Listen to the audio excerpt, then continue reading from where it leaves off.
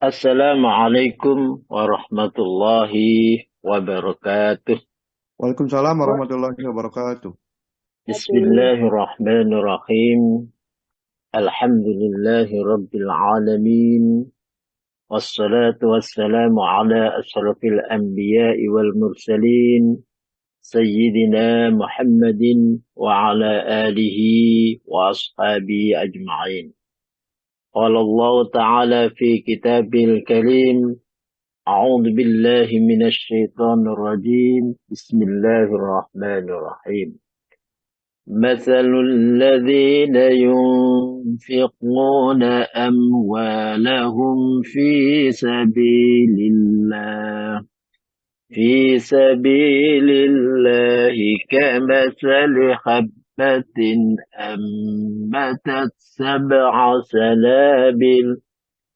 أنبتت سبع سنابل في كل سنبلة 100 حبة والله يضاعف لمن يشاء والله واسع عليم.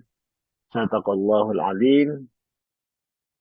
Yang saya hormati Ustadz Haji Soekarti. Mudah-mudahan Allah Subhanahu wa Ta'ala selalu memberikan kepada beliaunya kesehatan sehingga kita selalu bisa menimbah ilmu darinya setiap pagi kita. Yang saya hormati pula para pengurus, para asatid.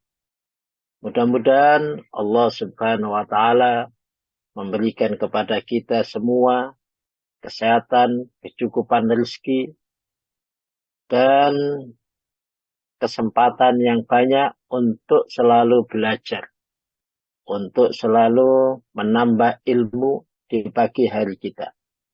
Dan yang saya hormati, lagi saya cintai, para peserta jamaah kajian online Asyifa.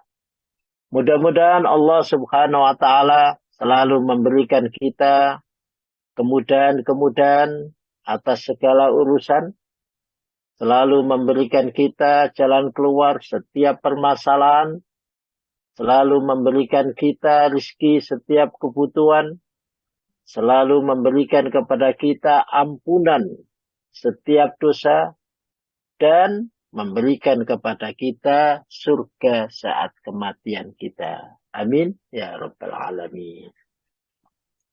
Bapak Ibu rahimakumullah.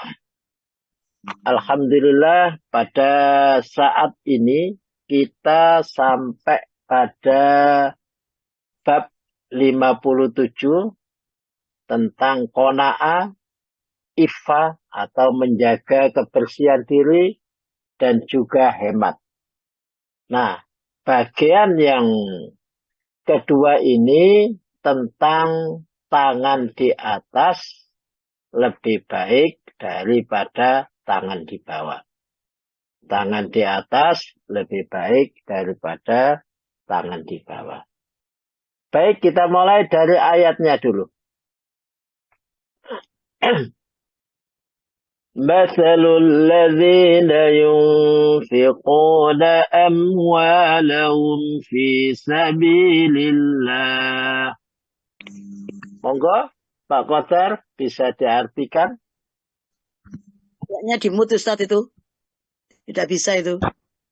Saya bantu Ustaz. Oke, monggo. Bismillahirrahmanirrahim. Allah Subhanahu wa Ta'ala berfirman, perumpamaan orang yang menginfakkan hartanya di jalan Allah seperti sebutir biji yang menumbuhkan 7 tangkai. Pada setiap tangkai ada 100 biji. Allah melipat gandakan bagi siapa yang Dia kehendaki. Dan Allah Maha Luas, Maha Mengetahui. Al-Baqarah ayat 261. مثل الذين ينفقون أموالهم في سبيل الله كمثل حبة. Perumpamaan orang-orang yang menginfakkan harta mereka, Allah Subhanahu wa Ta'ala mengumpamakan seperti ada infak. Ada infak ini jelas di jalan Allah. Jalan Allah. Nah, kemudian di jalan Allah ini Allah Subhanahu wa Ta'ala mengumpamakan kama habba, satu biji.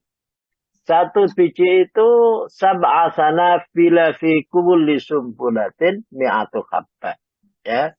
Kemudian satu ini menumbuhkan 7. 2, 3, 4, 5, 6, 7. Nah, setiap yang kita infakkan, maka akan tumbuh 7. Kita seumpama infak 500. Nah, 500 ini kali 7. Akan menumbuhkan kali 7. Kali 7 berarti 5 kali 7, 35. Akan menjadi 35. Ya. Nah, kemudian kata Allah, fi kulli sumbulatin mi'atu habba. Dan setiap 7 ini muncul 100 biji. Ya, muncul 100 biji. Dan setelah 100 biji ini, Allah Subhanahu wa Ta'ala melipat gandakan lagi 5 yasha. Semau Allah. Ya, semau Allah.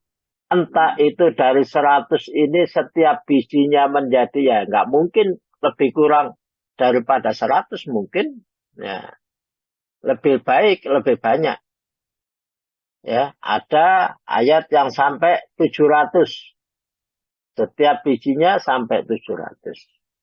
Bahkan kemudian 5 yasa ini berarti lebih. Berarti mungkin di atas 700. Wallahu alam. Berapa di atas 700 itu. Ini menunjukkan agar kita semuanya bersemangat untuk berinfak. Bersemangat untuk menolong kepada orang lain. Ya, bersemangat untuk menolong kepada orang lain. Dan kondisi kita kadang-kadang untuk awalnya, prosesnya, untuk awal itu infak kita, kadang-kadang, nanti supaya saya bisa dapat begini, supaya bisa dapat 700, supaya bisa dapat, awalnya begitu proses. Nah, tapi pada suatu saat nanti, kita infakkan berapa saja, prosesnya pada ujungnya terserah Allah kasih saya berapa. Yang penting lillahi ta'ala. Nah, kalau sudah hati kita sudah begitu, insya Allah kita senang sekali untuk berinfak. Senang sekali untuk menolong orang lain. Sama dengan kita zikir. Kalau zikir itu kalau kita masih hitung-hitung. Ada 10 kali, ada 30 kali, ada 100 kali, ada 10.000 kali. Nah, itu berarti zikir kita masih proses. Masih ada batasan. Kalau masih ada batasan, berarti masih kecil. Nah, masih kecil. Nah, tapi kalau kita sudah qiyaman, wa qu'udan, wa qaba, qiyaman wa qu'udan wa ala junubihim yatafakkaruna fi khalqillah. Kalau sudah berdiri juga zikir, kemudian duduk juga zikir, kemudian berbaring juga zikir. Lah ini namanya sudah tidak ada batas lagi. Sudah tidak memperhatikan hitung-hitungan lagi.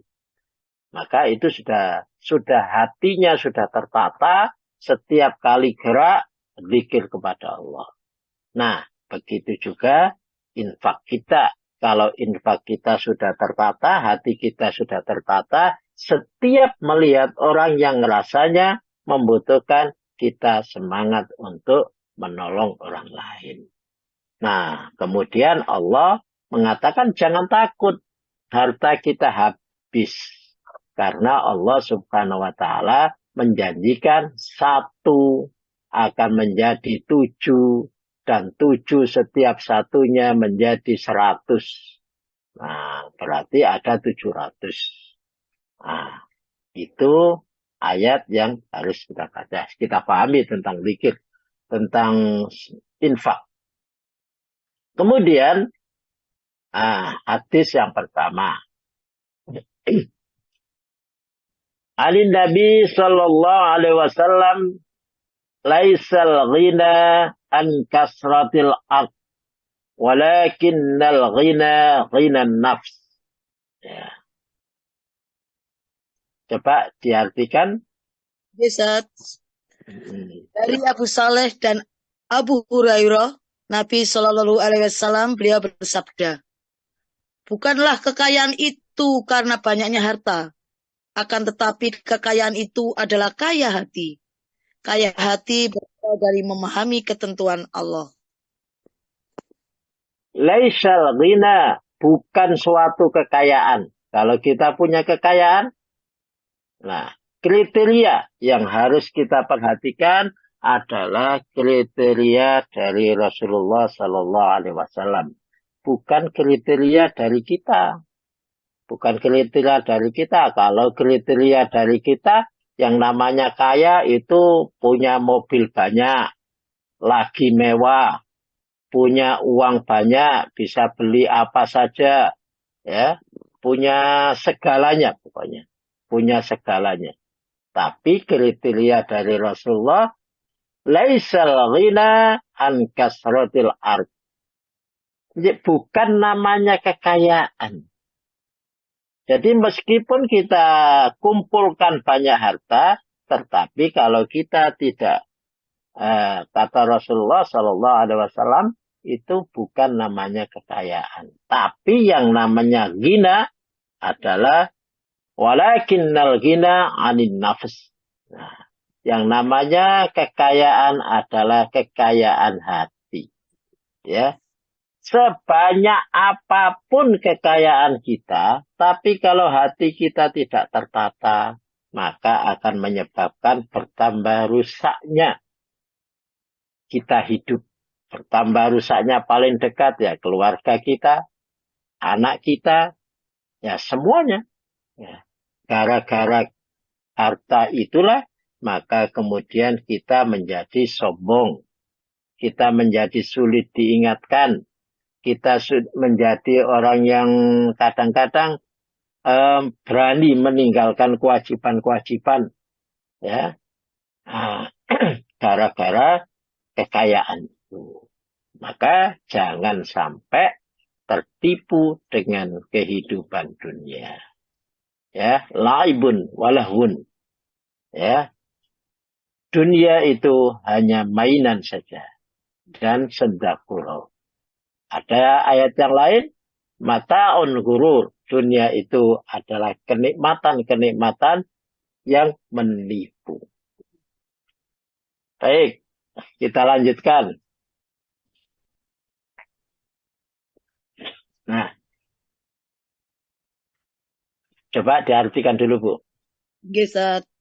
Dari Abu Abdurrahman Al-Hubali, dari Abdullah bin Amru bin As, bahwa Rasulullah Shallallahu Alaihi Wasallam bersabda, sungguh amat beruntunglah seorang yang meluk agama Islam dan diberi rezeki yang cukup serta qanaah terhadap apa yang diberikan Allah.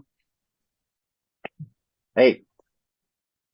Anna Rasulullah Shallallahu Alaihi Wasallam qala, qad aflaha, sungguh beruntung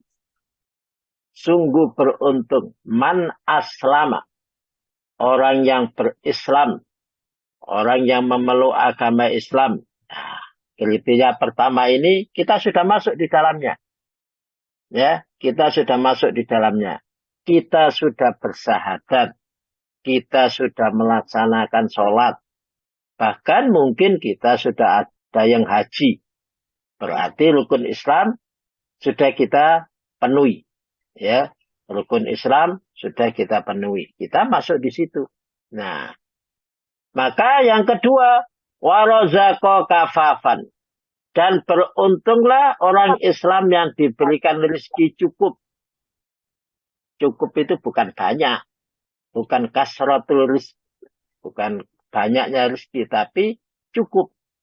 Nah, karena kalau kelebihan, berlebih-lebih, itu kadang-kadang hatinya tidak bisa. Masih kurang saja. Dikasih berapapun juga kurang. Nah, kita lihat, kalau di dalam sejarah, ada sahabat Nabi yang diberikan rezeki oleh Allah, Abdurrahman bin Auf. Abdurrahman bin Auf itu diberikan oleh Allah rezeki, setiap sesuatu yang di tangannya, kalau seumpama batu yang di tangannya, itu dijual menjadi harganya semacam emas. Itu luar biasanya. Iri dengan tetangganya, iri dengan orang lain. Nah, dia tidak begitu. Dia menerima apapun yang diberikan oleh Allah kepadanya.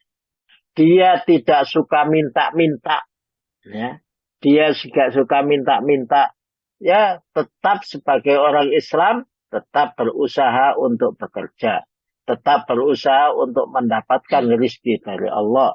Nah, dia diberikan kecukupan dan dia menerima serta dia tidak rakus.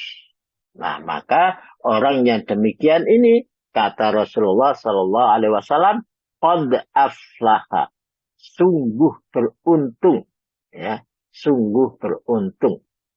Kalau di dalam Al-Quran, di dalam Al-Quran ada kalimat qad aflaha. Oh, bukan masuk. Bentar. Ada kalimat qad aflaha man zakkaha wa qad khaba man dassaha. Ya, qad aflaha man zakkaha. Sungguh betul-betul beruntung orang yang membersihkan hatinya. Orang yang membersihkan hatinya sungguh beruntung. Wa qad khaba man dassaha, dan sungguh rugi orang-orang yang mengotori hatinya. Oleh karena itu, hati-hati, jangan sampai kita mengotori hati kita. Ya, selalu kita bersihkan hati kita. Selalu kita bersihkan hati kita. Dan supaya bersih, maka yang pertama itu kita berawal dari memahami ketentuan Allah. Memahami ketentuan Allah. Jadi itulah yang ditentukan oleh Allah. Kita yakin bahwa Allah Subhanahu wa Ta'ala sudah menentukan begini. Allah Subhanahu wa Ta'ala akan mengatur kita. Yang penting kita jangan sampai bermaksiat kepada Allah. Jangan sampai melanggar aturan Allah. Allah Subhanahu wa Ta'ala sudah menyuruh kita bekerja, kita ya juga bekerja. Karena target hidup itu, target dari Allah itu, ibadah itu targetnya adalah la'allakum tattaqun. Target akhir, agar kalian semua menjadi muttaqin. Itu tujuan ibadah. Dan muttaqin itu kalau saya sampaikan, mudah-mudahan kita semua diberikan jalan keluar setiap permasalahan kita. Itu target Allah kepada kita, manusia. Mudah-mudahan Allah Subhanahu wa Ta'ala mencukupi segala kebutuhan kita, rezeki kita.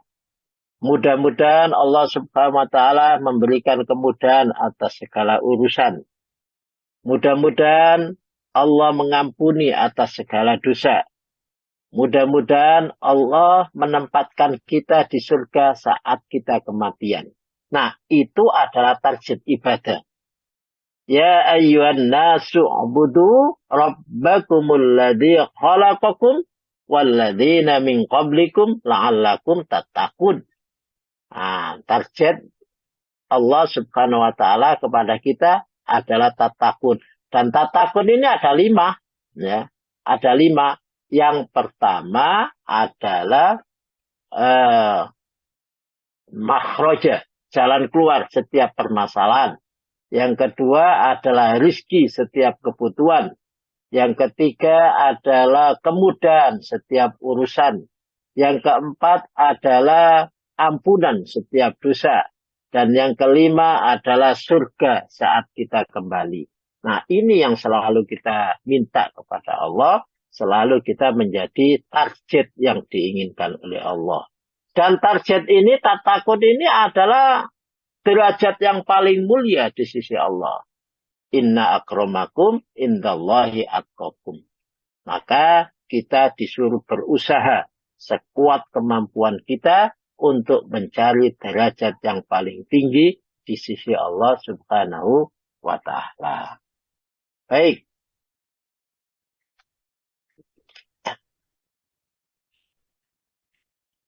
Kita lanjutkan ke hadis 3. Moga diartikan dulu, Bu. Dari Sa'id bin Al-Musayyab dan Urwah bin As-Jubair bahwa Hakim bin Hizam radhiyallahu anhu berkata, aku meminta sesuatu kepada Rasulullah Shallallahu Alaihi Wasallam, lalu beliau memberikan kepadaku. Kemudian aku meminta lagi, dan beliau pun memberikan lagi. Lalu beliau berkata kepadaku, wahai Hakim, sesungguhnya harta itu hijau lagi manis. Maka barang siapa yang mencarinya untuk kedermawanan dirinya, maka harta itu akan memberkahinya. Namun barang siapa yang mencarinya untuk keserakahan, maka harta itu tidak akan memberkahinya. Seperti orang yang makan namun tidak pernah kenyang. Tangan yang di atas lebih baik daripada tangan yang di bawah. Hakim berkata, aku katakan, wahai Rasulullah, demi zat yang telah mengutusmu dengan benar, aku tidak akan mengurangi hak seorang pun untuk ambil sepeninggal engkau hingga aku meninggalkan dunia ini. Suatu kali Abu Bakar pernah memanggil Hakim untuk memberikan sesuatu kepadanya, namun dia menolak untuk menerima pemberiannya. Kemudian Umar radhiyallahu anhu juga pernah memanggil Hakim untuk memberikan sesuatu, namun Hakim juga menolak untuk menerimanya. Maka Umar radhiyallahu anhu berkata, aku bersaksi kepada kalian wahai kaum muslimin tentang Hakim. Sungguh aku pernah menawarkan kepadanya hak dari harta faiz, yaitu harta musuh tanpa peperangan. Ini agar dia datang dan mengambilnya. Sungguh Hakim tidak pernah mengurangi hak seorang pun sepeninggal Rasulullah Sallallahu Alaihi Wasallam hingga dia, semoga Allah merahmatinya. Oke, Ustaz? Ya. Ini adalah sebuah cerita sahabat Rasulullah Sallallahu Alaihi Wasallam tentang qanaahnya. Sa'altu anna Hakim bin Hizam. Hakim bin Hizam radhiyallahu an qala berkata, sa'altu, saya minta Rasulullah kepada Rasulullah Sallallahu Alaihi Wasallam. Fa'aqoni, kemudian Rasulullah Sallallahu Alaihi Wasallam memberikan kepadaku. Setelah diberi, maka sa'altuhu, saya minta lagi kepadanya. Saya minta lagi kepadanya. Fa'aqoni, kemudian dikasih lagi. Summa qala li ya Hakim. Kemudian Rasulullah Sallallahu Alaihi Wasallam bersabda kepada Hakim. Ya Hakim, wahai Hakim, inna hadal mal, sesungguhnya harta ini adalah hadirun, hijau. Harta itu hijau. Manis. Warnanya hijau, itu bukan, itu gambaran saja. Kita manusia senangannya yang hijau-hijau. Yang masih hijau, senang sekali, kecuali pencit.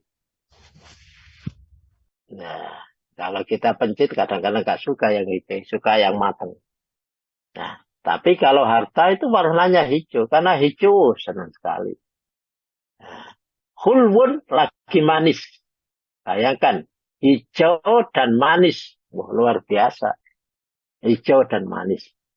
Faman akhadahu bisa khawatin nafsin burika lahu fi. Ya. Barang siapa yang mengambil, ya, yang mengambil atau akhadahu mengambil harta itu bisa khawatin nafsi dengan keikhlasan hati, maka burika lahu fi, maka Allah Subhanahu wa taala akan memberkahi yang ada di dalamnya. Ya, maka dia akan mengambil harta itu dengan rasa ikhlas, dengan rasa neriman, dengan rasa qanaah, maka Allah Subhanahu wa taala akan memberkahi itu. Dan harta itu penuh dengan keberkahan. Nah, yang namanya berkah itu adalah bertambahnya kebaikan-kebaikan.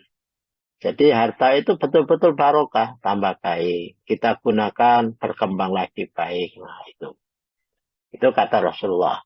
Waman akhadahu bi israfin nafsin, ya, bi israfin nafsin lam yubarik lahu fihi. Barang siapa yang mengambilnya harta itu dengan rakus, dengan bi israfin nafsin, dengan kebanggaan hati dan lain sebagainya, maka lam yubarik lahu fihi, maka tidak akan ada berkah di dalam harta itu. Nah, maka di dalam harta itu tidak akan ada berkah. Maka kalau kita diberi orang, dia jangan merasa kurang sehingga minta lagi. Dikasih lagi kurang, minta lagi. Dikasih lagi kurang, minta lagi. Ya, nah, jangan begitu. Nah, itu nanti tidak akan ada berkah di dalamnya. Tapi kalau kita terima dengan qanaah, dengan hati yang ikhlas, dengan hati yang penuh nerima, maka penuh dengan keberkahan. Fakana kalladzi yaqulu wa la yasba'u. Sebagaimana harta itu, ya, sebagaimana harta itu kata Rasulullah Sallallahu Alaihi Wasallam,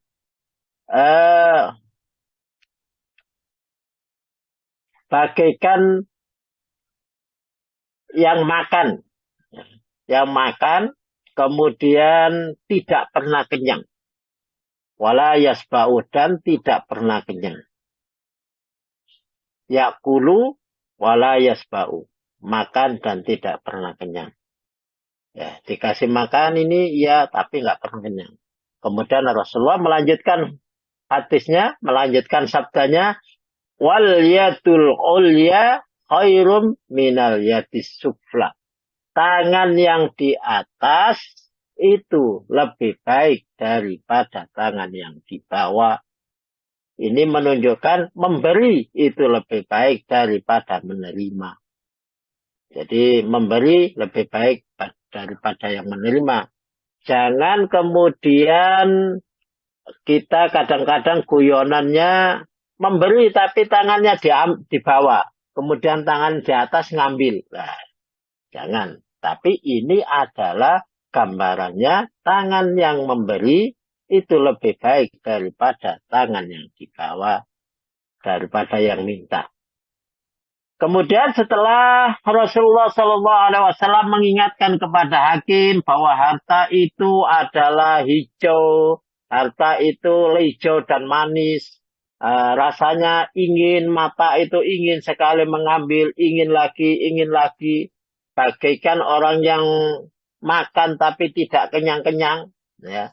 Maka kemudian hakim berkata, "Fakultu ya Rasulullah," saya berkata kepada Rasulullah Sallallahu Alaihi Wasallam, "Walladzi ba'asa bil haq, demi zat yang mengutus engkau dengan betul-betul. Nah, la azra'u ahadun ba'daka syai'an." Maka saya tidak akan minta lagi mengambil hak orang lain ba'daka syai'an, sesudah engkau satu pun. Maka Hakim ini berjanji. Sahabat Hakim berjanji, saya sudah tidak akan minta-minta lagi, ya Rasulullah. Hatta afaraqat dunya. Sampai saya pisah daripada dunia. Maka dibuktikan bahwa Abu Bakar radhiyallahu anhu pernah memberikan kepada Hakim. Tapi Hakim tidak pernah menerimanya. Ayyub balamin husyai'an. Ya. Hakim tidak mau menerimanya. Kemudian di zaman Umar juga begitu. Umar ada harta peperangan yang tanpa perang. Itu diberikan ini jatahnya Hakim. Ternyata Hakim juga tidak mengambilnya. Sampai Umar berkata, wahai kaum muslimin, saksikan. Saya bersaksi bahwa Hakim ini adalah orang yang tidak pernah mengambil hak orang lain sedikit pun. Ya, sampai dia meninggal dunia. Nah, itu kehebatan Hakim, sahabat Rasulullah SAW. Dia habis dikasih Rasulullah, kemudian Rasulullah bilang, al-yadul ulya khairum minal yadis sufla. Tangan yang di atas lebih baik daripada tangan yang di bawah. Nah, sesudah itu Hakim tidak pernah meminta lagi. Baik, Bapak Ibu rahimakumullah, dilanjutkan dengan hadis yang ke-6. Monggo diartikan dulu. Yes, Ustaz.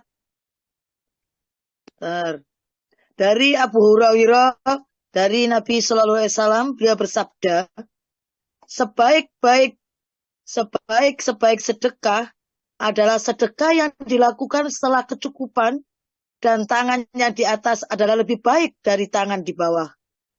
Maka mulailah dari orang yang menjadi tanggunganmu. Maka ditanyakan kepadanya, siapakah yang menjadi tanggunganku, wahai Rasulullah Sallallahu Alaihi Wasallam?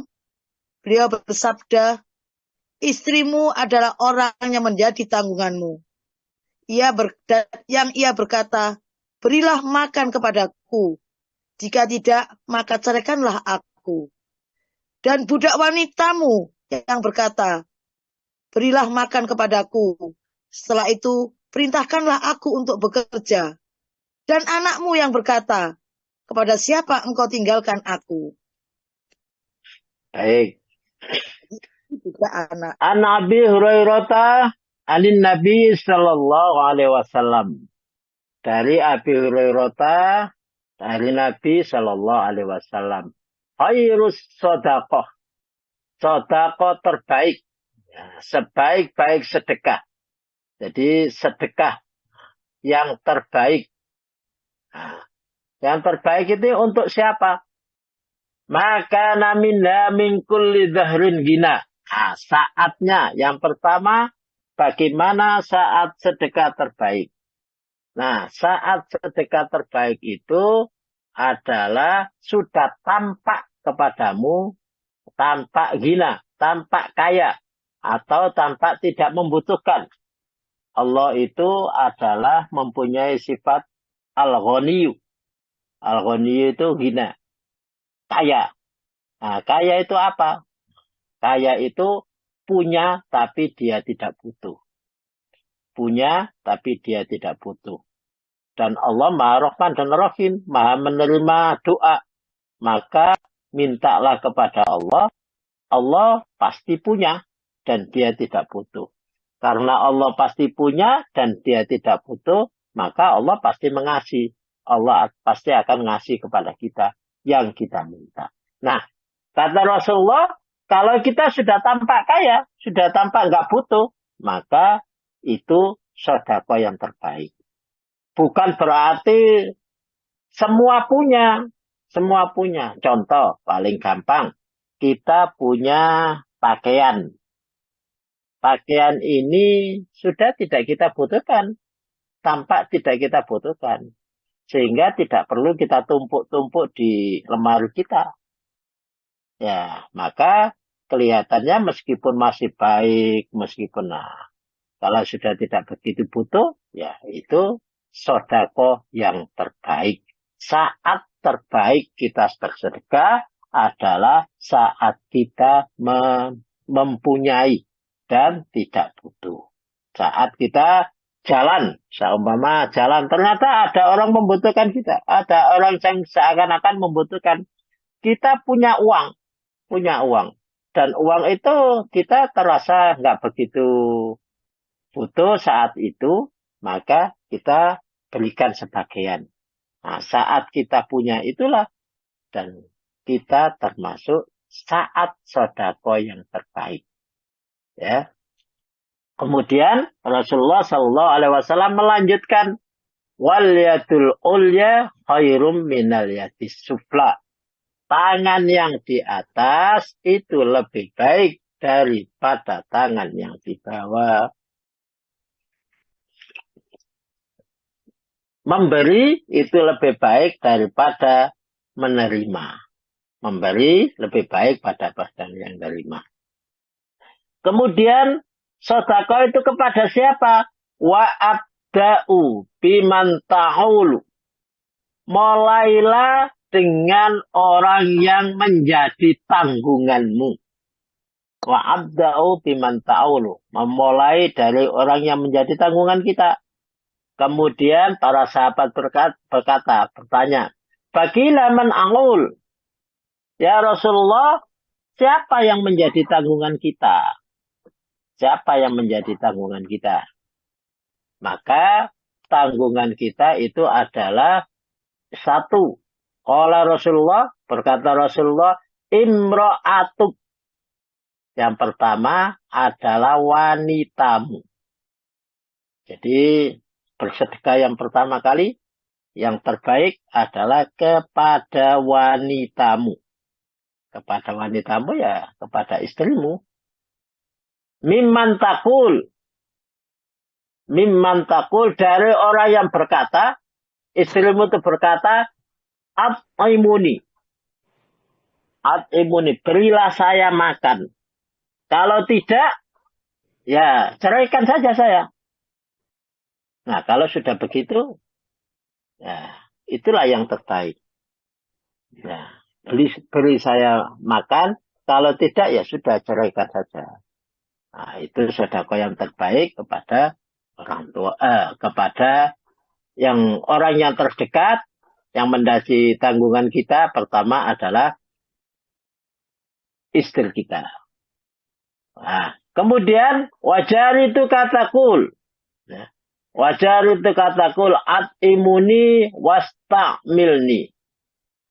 Yang kedua adalah budak kita. Budak kita. Berikan saya makan, kemudian perintahkan saya untuk bekerja. Ya.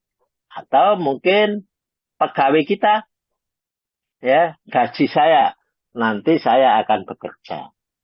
Kalau Allah Subhanahu wa Ta'ala itu menyuruh kita, itu satu adalah ibadah. Ada ibadah maqdo, ada ibadah ghairu maqdo. Kalau ibadah maqdo ada ketentuannya ubudullah, ibadah kepada Allah yang tidak bisa dirubah-rubah. Kalau ibadah ghairu maqdo istilahnya ihsanan, berbuat baik, ya. Ada dua, ada wa'budullah wala tusyriku bi syai'an. Nah, itu yang namanya ibadah. Kemudian ada ihsanan, wabidil kurba, wabil walidaini ihsanan. Kemudian kepada orang tua itu berbuatlah baik. Kemudian ayat selanjutnya dilanjutkan. Nah, itu. Nah, kepada pegawaimu, kasih dia, kemudian dia berkata, kasih saya, dan perintahkan saya untuk bekerja. Jangan diperintahkan bekerja terus sampai keringatnya keluar, belum juga dikasih gaji. Ya, maka jangan sampai gaji itu atau ongkos itu keringatnya kering baru kita kasih. Nah, itu kata Rasulullah SAW. Selanjutnya, wawaliduka, kepada anakmu. Kepada anakmu. Nah, kepada anak itu kadang berkata kepada kita, ya, wa waliduka taqul ilaman tatarukani, ya.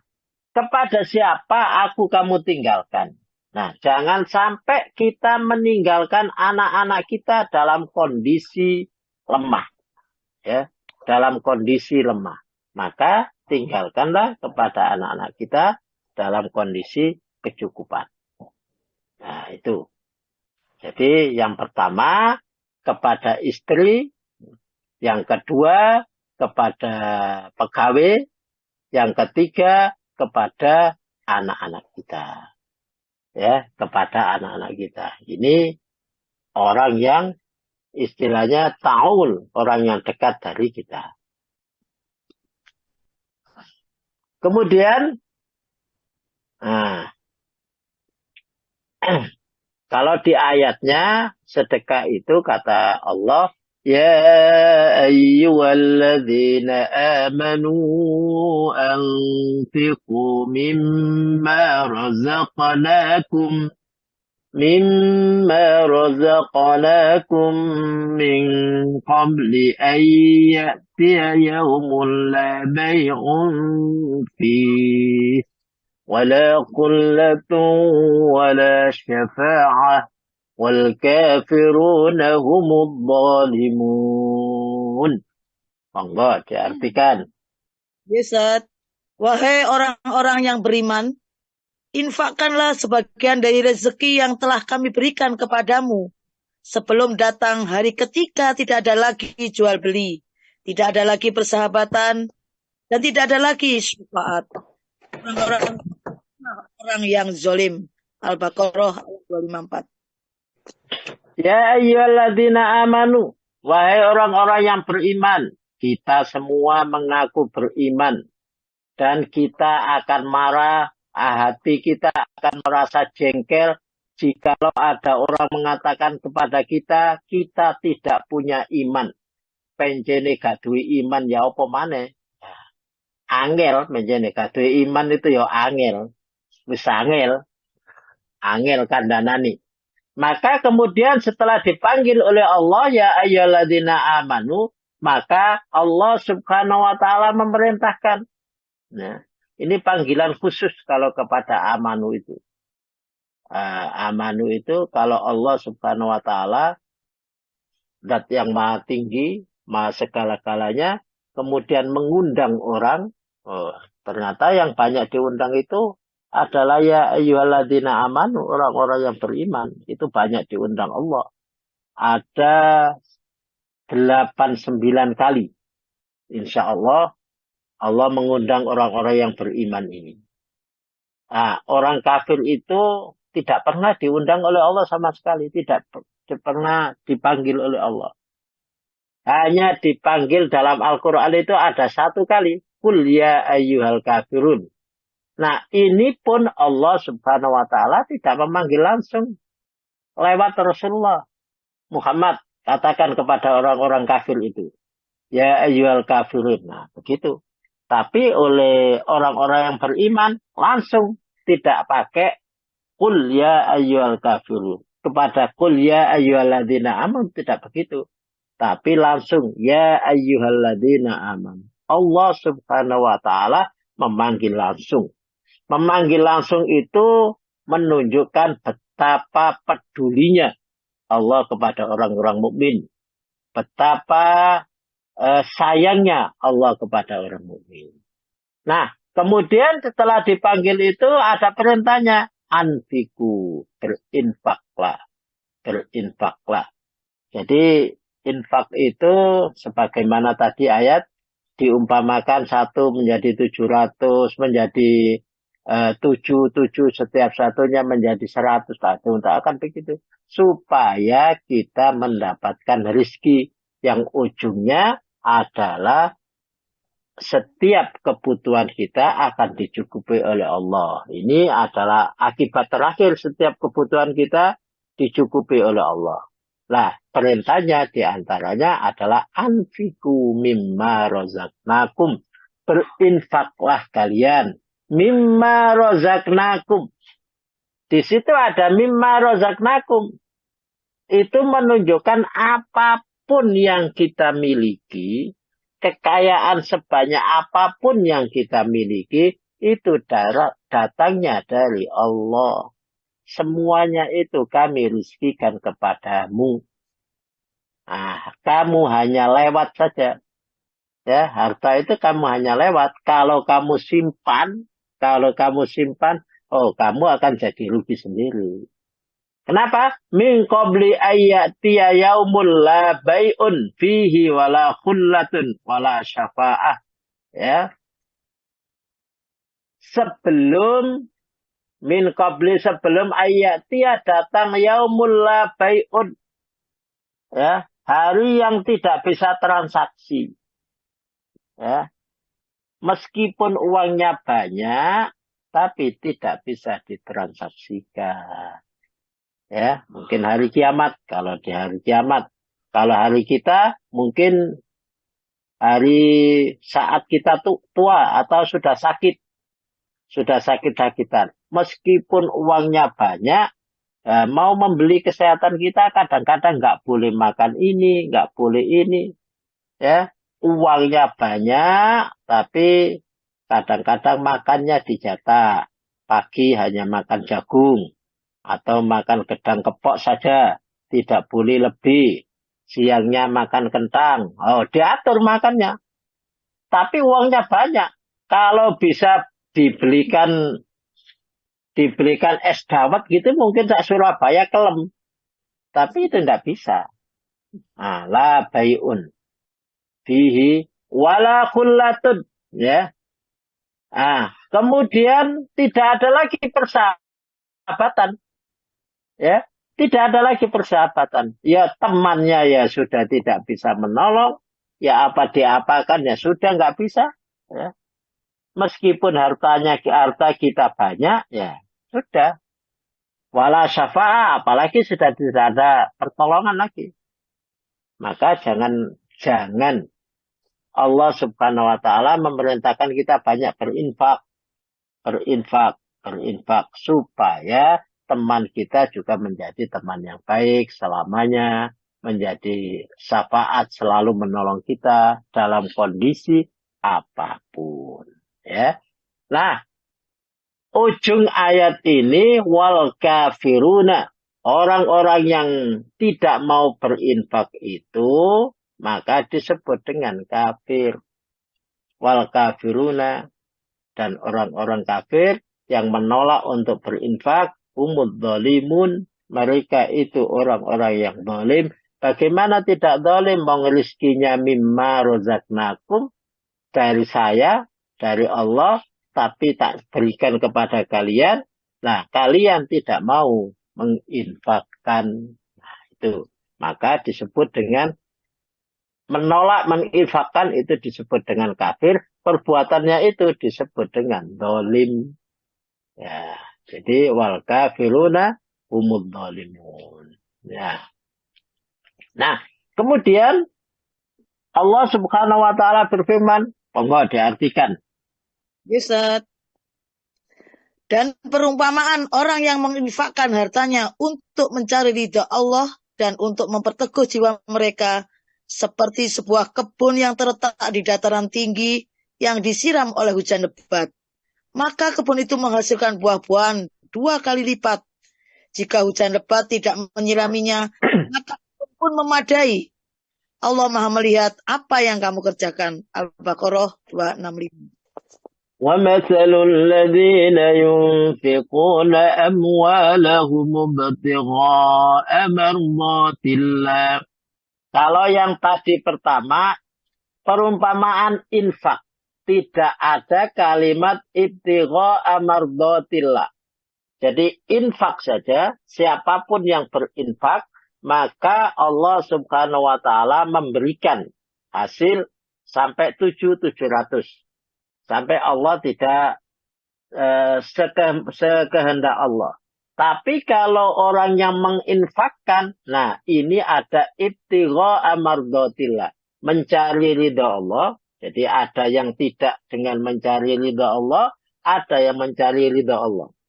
Kalau tidak mencari ridha Allah, ya kayak 1 menjadi 7, 7 setiap tangganya menjadi 100. Tapi kalau mencari ridha Allah, watasbitam min anfusihim, kama salih habbatin birabbatin asobaha wabilun fa'atat ukulaha di'fain. Ya. Maka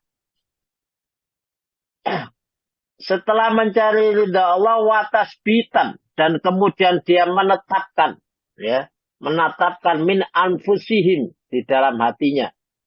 Sudahlah Allah Subhanahu wa taala yang menentukan segalanya. Jadi kita setelah infak, sudahlah Allah yang mengatur segalanya. Nah, maka kamasali jannatin birabwatin, seperti kebun yang terletak, ya, seperti sebuah kebun yang terletak di dataran tinggi, ya, wa asobaha wabilun. Jadi seperti kebun yang terletak di dataran tinggi kalau kita mencari ridha Allah. Fa'atat ukulaha di'fain, ya. Maka kebun itu bisa menghasilkan 2 kali lipat, ya. Fa'illam yusibha wabilun fatal, ya. Fa'illam yusibha wabilun fatal. Dan jika tidak ada hujan lebat, nah, dan jika tidak ada hujan lebat, pasti ada embun. Itu menunjukkan tidak akan pernah, istilahnya Allah menutup rezekinya, itu tidak akan pernah. Kalau kita mencari ridha Allah, selalu mengalir. Karena kalau di dataran tinggi itu ada hujan. Kalau tidak ada hujan, ya ada hujan gerimis. Kalau tidak ada hujan gerimis, ya ada embun. Sehingga setiap saat bisa ditanami. Setiap saat bisa muncul, bisa muncul, bisa muncul. Allahu bima ta'maluna basir. Allah Subhanahu wa taala Maha mengetahui apa yang kamu kerjakan. Jadi kita sudah infak sekaligus mencari ridha Allah. Lah, itulah yang disampaikan oleh Allah. Kita yakini. Kita yakini Allah Subhanahu wa taala akan memberikan kepada kita sebagaimana kebun di dataran tinggi. Kalau tidak ada hujan, ya ada hujan gerimis. Kalau tidak ada hujan lebat, ada hujan gerimis. Kalau tidak ada hujan gerimis, ada embun. Sehingga selalu bisa ditanami setiap saat. Selalu hidup setiap saat. Selalu hidup setiap saat. Itu adalah jikalau kita infak sekaligus mencari ridha Allah. Nah, kalau di Al-Quran ada siapa orang yang terdekat. Kalau tadi itu ta'ul. Ya, siapa orang yang menjadi tanggungan kita. Nah, kalau yang terdekat siapa? Nah, wa'budullaha wa la tusyriku bihi syai'an wa bil walidaini ihsana wa bidil qurba wal yatama wal masakin wa ibnis wal jari dhil qurba wal jaril junubi was sahibi bil jambi wa ibnis sabil wa ma malakat aymanukum innallaha la yuhibbu man kana muhtalan fakhura. Monggo bisa diartikan. Ustaz. Dan sembahlah Allah, janganlah kamu mempersekutukannya dengan sesuatu apapun. Dan berbuatlah baiklah kepada kedua orang tua, karib kerabat, anak-anak yatim, dan orang-orang miskin, tetangga dekat dan tetangga jauh, teman sejawat, ibnu sabil, dan hamba sahaya yang kamu miliki. Sungguh Allah tidak menyukai orang yang sombong dan membanggakan diri. Ayat 36. Baik. Di ayat ini ada 2 perintah. Perintahnya ubudullah. Ubudullah. Perintah yang pertama. Ubudullah wa la tusyriku bi syai'a. Beribadalah, menyembahlah Allah dan jangan sampai musyrik. Yang kedua adalah perintahnya ihsanan. Nah, berbuat baiklah. Nah, ihsanan kepada siapa? Ya, yang pertama kali adalah ihsanan wabil walidaini ihsan. Kepada orang tua yang pertama kali. Kepada orang tua. Ya. Setelah kepada orang tua, maka kepada dzil qurba. Orang-orang yang dekat. Ya, kepada orang-orang yang dekat. Ya, orang yang dekat itu ya tadi taul itu bisa bisa istri, bisa suami, bisa anak, bisa pegawai atau budak kita. Gitu. Kemudian setelah kepada orang yang dekat, wal yatama, wal masakin, wal jaril wal jaridil junub, tetangga dekat, wal jaril junubi, tetangga dekat, tetangga jauh.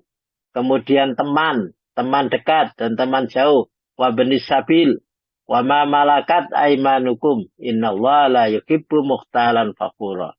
Jadi itu urut-urutannya. Dan Allah Subhanahu wa taala tidak suka orang yang sombong lagi membanggakan diri. Ya. Nah, di ayat ini yang namanya mukhtalan fakhuron itu kelanjutannya siapa? Orang-orang yang mukhtalan fakhuron itu. Orang yang bakhil dan memerintahkan kepada orang lain untuk bakhil. Nah, kalau di ayat yang sering kita hafal, wayam naunal maun, mencegah untuk memberikan makan. Wis gak gelem infak, ono wong liya ngekei infak dia, jangan. Wis kok jaluk-jaluk terus ya begitu. Nah, ada orang mau infak, dia mencegah, jangan. Oh, dia itu benar. Begitu. Itu orang yang mukhtalan fakhura. Bakhil, tapi juga memerintahkan orang untuk bakhil. Nah, mudah-mudahan kita tidak termasuk. Ya, ada orang mau memberi sedekah kepada, wis ojo biasa ya bentino njaluk lah. Jangan. Itu bakhil, memerintahkan orang bakhil. Nah, itu Allah Subhanahu wa taala menyebutkan dengan kalimat mukhtalan fakhura. Kalau mukhtalan fakhura, Allah Subhanahu wa taala tidak menyukainya. Bapak Ibu rahimakumullah, kita cukupkan sampai sekian dulu. Untuk hadis-hadis selanjutnya kita lanjutkan di pertemuan yang akan datang. Monggo kami kembalikan kepada Pak Hadi.